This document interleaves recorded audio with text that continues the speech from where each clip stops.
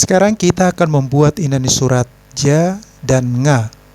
Cukup kita buat inani surat ja, kemudian akan kita copy menjadi inani surat nga, lalu kita buang bagian tengahnya, garis tengahnya ini. Sekarang klik copy gambar inani surat ja, buka font lab, ini tombol J, klik 2 kali, klik kanan, paste artwork, lalu klik Rapid 5, buatlah polanya mengikuti gambar ini. Kemudian satu lagi yang di tengahnya ini. Oke, sudah jadi.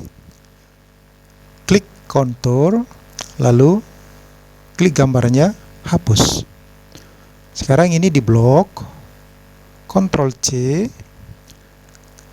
klik nama filenya, kemudian nga. Untuk nga kita pakai tombol lebih kecil, less than. Kalau tidak tahu di mana tombolnya, di sini namanya, klik kanan di sini di bawah, lalu new glyph.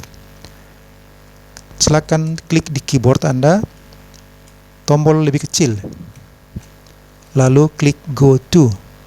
Nah, di sini sekarang kelihatan less. Klik 2 kali, klik kanan, paste contour.